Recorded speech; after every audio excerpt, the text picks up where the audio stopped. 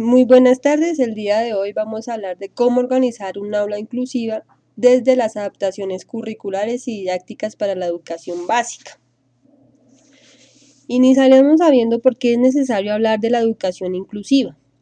A menudo y en nuestra sociedad hemos encontrado que en diversas formas hay personas que son excluidas, ya sea por su raza, por su situación económica, por su origen social, origen étnico, idioma, religión o sexo. Esto ha sido principalmente dentro de las sociedades, de instituciones educativas, donde han creado que los seres humanos sean excluidos y asimismo sean abnegados a diferentes situaciones estudiantiles o de aprendizaje. Es allí que se crea el decreto 366 del 9 de febrero de 2009, donde se reglamenta el servicio y apoyo pedagógico para la atención de los estudiantes con discapacidades o capacidades excepcionales, es decir, para que todos tengan acceso a la educación sin importar su discapacidad o sin importar de dónde provenga. Después de esto se crea la Ley 115 de 1994, que específicamente en su artículo 45 al 49 nos habla de la educación formal. Es allí donde también podemos encontrar la integración al servicio educativo, las aulas especializadas, los alumnos con capacidades excepcionales. Es decir, en esta ley, las instituciones educativas están en la obligación de brindar el servicio educativo a todos los niños y a todas las niñas con discapacidades. Es por ello que se crean las aulas inclusivas. A continuación vamos a ver las características de las aulas inclusivas. Como primera medida tenemos que es un trabajo que va de la mano con los padres, ya que ellos son los que están pendientes de estos niños o personas adultas y son los que deben darle la mano principalmente para que ellos salgan adelante. Seguimos viendo el liderazgo. Siempre deben tener un líder para que esté llevándolos por un camino, guiándolos y a ellos se les facilite hacer las cosas y realizar las actividades que les corresponden. Tenemos un equipo de apoyo que también es muy importante porque pues son las personas que de pronto están pendientes de ayudar a los que se les dificulte hacer o realizar actividades o poder desarrollar mejor sus labores diarias. Un sentido de pertenencia, que es donde ellos van a aprender a querer su institución, sus compañeros, estar en una sociedad. Y una colaboración, una cooperación que debe ser de parte de todos, incluyendo profesores, directivos y demás. Bueno, ahora bien, podemos ver también los factores eficaces para la educación inclusiva. Es allí donde se empieza a ver el rol también del docente, como primer mediador de este aprendizaje. El docente debe ser capaz de plantear estrategias pedagógicas donde todos los niños puedan acceder a este proceso educativo, donde ninguno se le dificulte el proceso de enseñanza-aprendizaje y que éste sea de calidad. Las áreas, las estrategias pedagógicas, las planeaciones grupales se deben hacer en torno y a cada uno de los niños que se encuentran dentro del aula sin excluir a ninguno. Esto con el fin obviamente de solucionar cooperativamente conflictos y generar dentro del aula un ambiente educativo con calidad y obviamente que sea para todos. A continuación conoceremos los sujetos o las personas que van a conformar esa aula inclusiva. Como primera medida tenemos los niños de la calle, que son los niños que viven desprotegidos, sin papá, sin mamá, no tienen una persona adulta que los esté ayudando y guiando. Seguimos con la población con VIH, personas que padecen enfermedades terminales o crónicas, como el cáncer, como el SIDA, y pues esas son como las las más crónicas y básicas.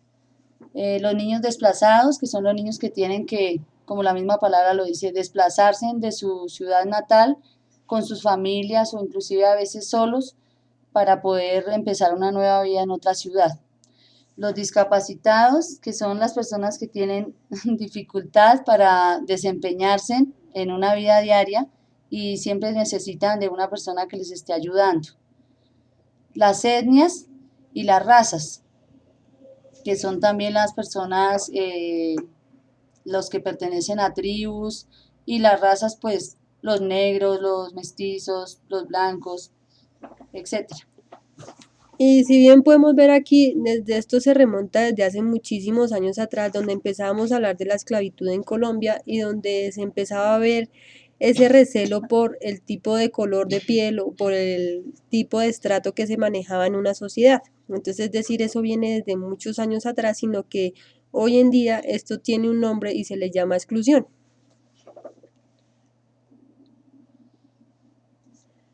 ¿Cuál es la labor del docente inclusivo?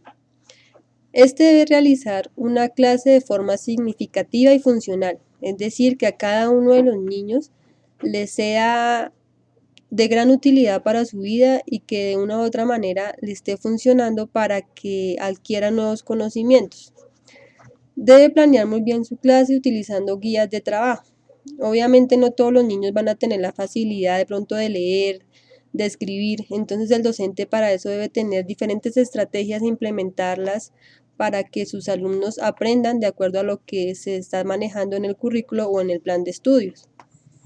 Utilizar el diario de campo para anotar cosas positivas y debilidades. El diario de campo creo que es la herramienta principal de un docente, ya que es allí donde él puede generar nuevas estrategias, nuevas soluciones, puede planear y asimismo mirar lo que dentro de su aula está pasando. Y por último, crear mecanismos que le permitan revisar permanentemente el proyecto curricular. Obviamente, y como se ha venido diciendo, el docente debe ir muy de la mano con el currículo y con el plan de estudios. Por ello es que se crean las aulas inclusivas para que el docente tenga una facilidad de adaptar los diferentes tipos de niños que llegan a una institución educativa.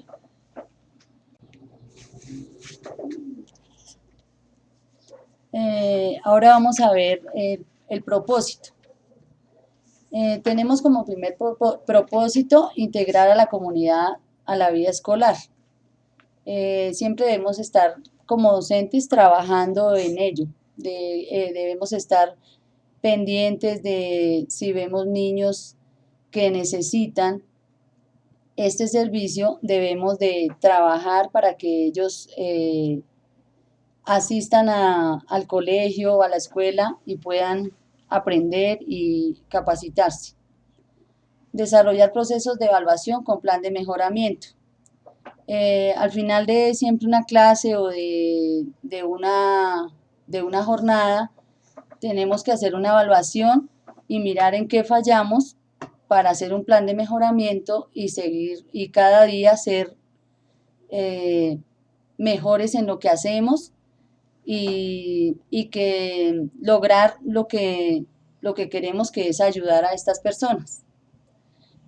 Propiciar experiencias significativas, hacer que lo que ellos aprenden o ven en el aula lo puedan hacer en su familia, en su diario vivir.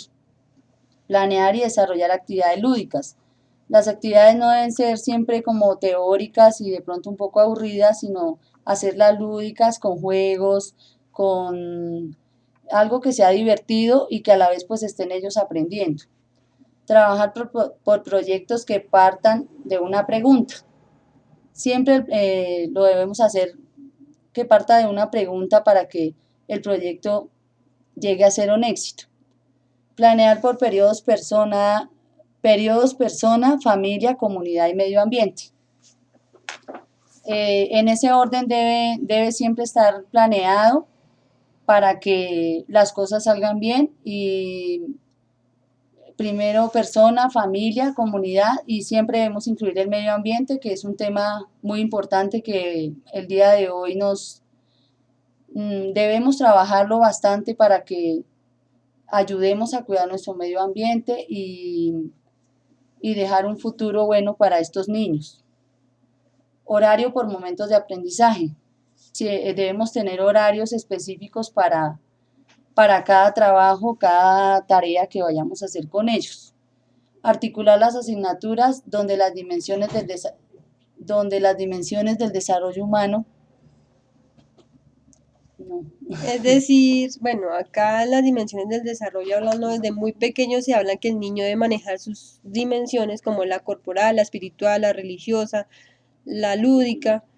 Entonces, es decir, articular todas estas áreas para que el niño aprenda de una forma dinámica y no estar trabajando cosa por cosa. Es decir, que aparte de las matemáticas, aparte de la lengua, aparte todo lo que tiene que ver con la lúdica, sino que todo sea articulado con el fin de que el niño tenga una mejor enseñanza-aprendizaje. ¿Cuáles son los tipos de aula que se pueden presentar? Una aula ordinaria, que es donde el maestro es responsable, la identificación, evaluación y debe dar respuesta a las dificultades del alumno. Es decir, que el docente es el encargado en ese momento de solucionar lo que el alumno necesite. Una aula ordinaria con apoyo es cuando el docente, aparte del docente, el niño recibe un apoyo por un especialista en su necesidad que el niño esté presentando. Una aula ordinaria la mayor parte del tiempo. El alumno recibe parcialmente apoyo fuera del aula a cargo de un especialista, es decir, cuando llevan a niños a los centros lúdicos o los llevan a los centros sensoriales donde reciben apoyos especiales para que empiecen a manejar su cuerpo o empiecen a desarrollar diferentes habilidades. Un aula especial, que es donde el alumno solo participa en actividades generales de la escuela. Y por último, un aula especializada con mayor parte del tiempo, que es donde el alumno participa en actividades diversas, áreas curriculares y en el aula ordinario, que es lo que se quiere manejar hoy en día en las escuelas o instituciones educativas. Ahora vamos a ver cómo se planifica una clase para un aula inclusiva. Debe haber una motivación, o sea, siempre debemos motivar a los niños, no llegar y ser como planos en lo que se les va a explicar, en los que se les va a enseñar, sino debemos hacer una motivación como una actividad lúdica, cantar, de pronto hacer movimientos, etc. Desarrollar rutinas básicas. Pues, rutinas básicas se entiende como, por ejemplo, en la mañana rezar, saludarse, cosas que se hacen todos los días. Participación de los estudiantes. Siempre debemos hacerlos participar.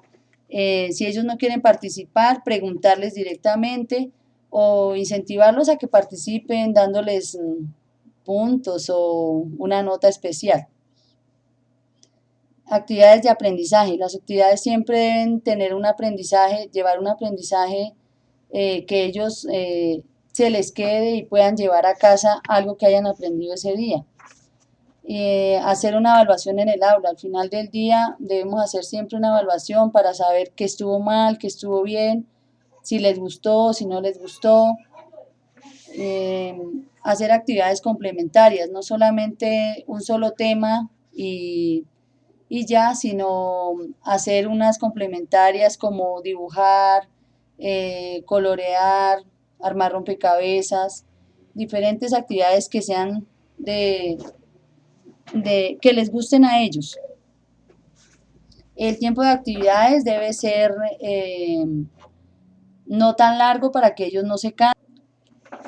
Bueno, esto fue una manera de dar a conocer lo que debe ser un aula inclusiva y por qué se habla de un aula inclusiva. Y pues básicamente lo que queríamos era como dar una reflexión acerca de que debemos aprender a incluir a todos esos niños que de una u otra manera lo necesitan y dejar esa palabra de exclusión a un lado, dejar esa manera de pensar atrás y empezar a pensar por un futuro mejor. Muchas gracias.